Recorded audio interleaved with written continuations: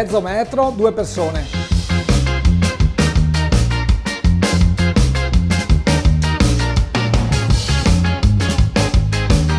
1,30 m, 6 persone.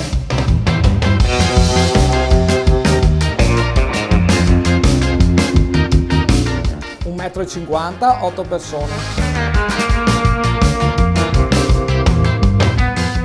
2,40 m, 12 persone solo per cominciare.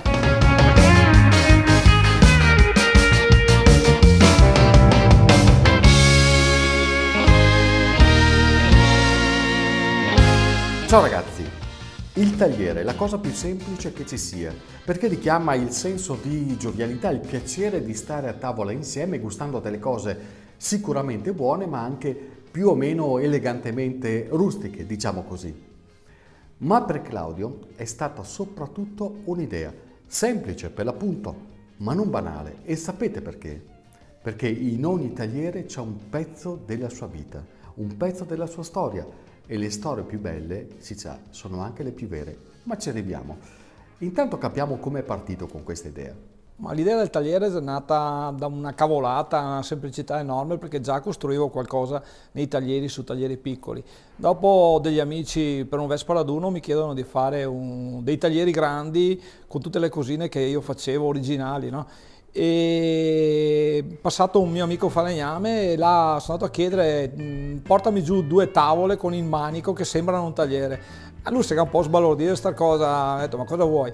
Dottavo e ho detto con un manico che sembra un tagliere, perché devo farci qualcosa con gli alimenti sopra, mettere delle cose per un Vespa raduno, e così mi ha portato ste 2 tavole col manico.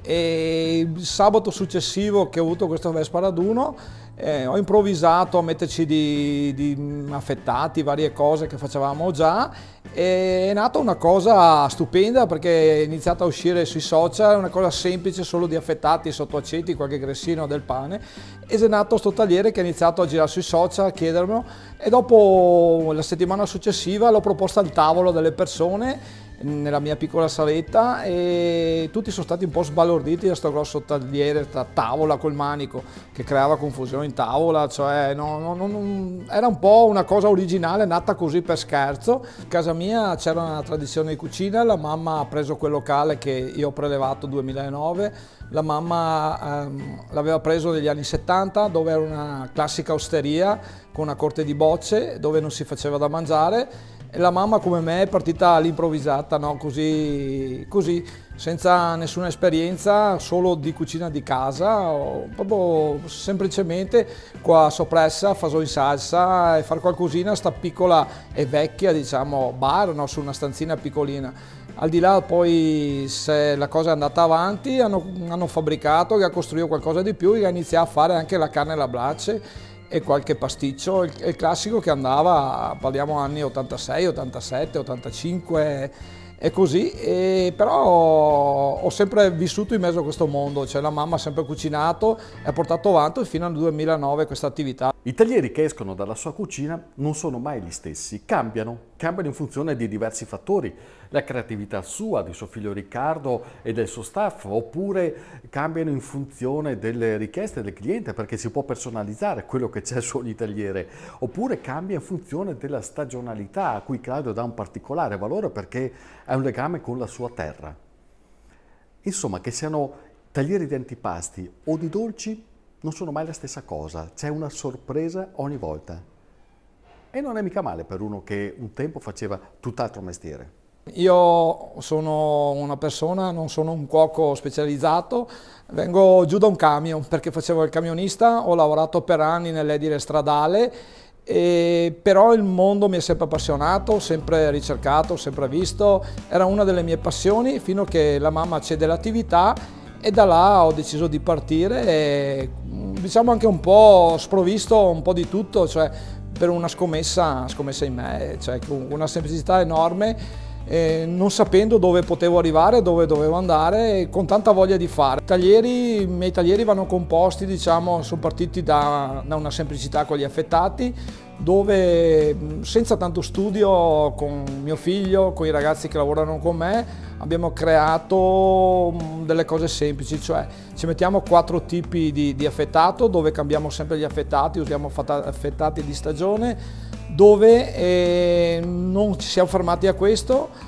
ma andiamo a comporlo con vari stuzzichini, cioè di finger, dove creiamo in base alla stagione sempre un qualcosa di semplice, di creativo, che dà colore, perché nel tagliere, oltre che quello che mettiamo, ci lavoriamo nel colore, nella presentazione, e ci lavoriamo sempre, ogni tagliere nostro è creativo. La stagionalità ha un valore abbastanza importante secondo me, perché il cliente, diciamo che da quello che si nota, va sempre alla ricerca di qualcosa di stagionalità, e quindi per noi è importante, perché un po' riconosce il nostro territorio, usiamo cose nostre, e un po' ogni stagione propone qualcosa di diverso, quindi ti dà anche il potenziale di poter arricchire il tuo tagliere in base alla stagione, con i vari sapori e i vari cibi che ci permette di fare. Noi dalla mattina, anche 15-16 ore al giorno, compreso io che sono titolare, ci rimbocchiamo le maniche e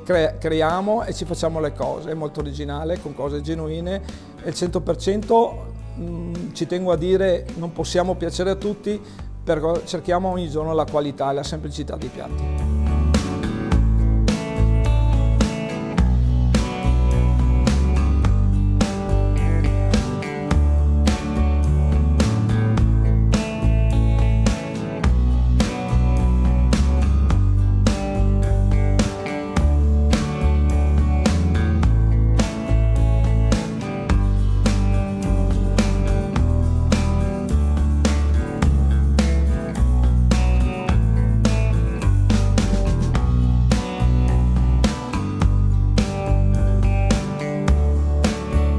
A questo punto qualcuno di voi si chiederà, ma il legno è igienico, con tutte le portate, con i diversi alimenti, con i condimenti? Allora, sappiate che Claudio non solo se li è fatti modellare, ma li ha anche fatti trattare con dei prodotti specifici che garantiscono l'impossibilità di infiltrazione sia dell'umidità che dei residui alimentari. Per cui una volta utilizzati basta semplicemente un lavaggio accurato, esattamente come avviene per gli altri piatti, ed è sufficiente per ottenere una pulizia sicura. Oltretutto, per pulirli si è fatto fare anche una vasca apposita, lunga 2 metri, nella quale cura personalmente, con i suoi collaboratori ovviamente, la pulizia perfetta di ogni singolo tagliere, quindi potete stare tranquilli. Ma chi è Claudio? Perché mi ha colpito la sua storia, al di là della simpatia, dell'idea e della professionalità che ci mette? Quando ci siamo sentiti al telefono mi ha detto: io come mi senti sono così tutti i giorni e con chiunque, non mi troverai diverso da così, adoro creare, fare le cose belle, buone e farlo seriamente, e fin qui ci sta. Quello che mi ha colpito è stata la sua predisposizione a rendermi partecipe della sua sfida più importante, quella da cui è dipeso tutto il cambiamento della sua vita, la sfida col destino, quella fatta di impegno, di sacrifici, anche di successo in un secondo momento. Ma le rose e i fiori, questo mi ha fatto capire la storia sua, le rose e i fiori arrivano prima o poi se ti impegni, ma è quel prima che fa la differenza, perché è ciò che ti forgia, anche per un semplice tagliere. Ma come mi sento? Innanzitutto emozionato, che è una cosa un po' difficile da descrivere. Partito dal nulla, con le mie forze, con la mamma che sì, mi ha lasciato il suo ambiente, cioè il suo nome, tutto quanto, però un locale che mi sono creato specificamente col supporto di mia moglie, che ci ha sempre creduto in me, e una forza di credere in quello che potevo fare, nella mia passione e quello che potevo realizzare. Ancora adesso mi chiedono la gente: dove sei arrivato, cosa hai fatto, quanta strada hai fatto. Per me, io sono sempre Claudio, quella persona che è scesa dal camion l'altro giorno, che lavora con 13 o 14 persone assieme, e per me non sono dipendenti, ma colleghi di lavoro, come lavoravo prima, in un mondo un po' così, un po' emozionante.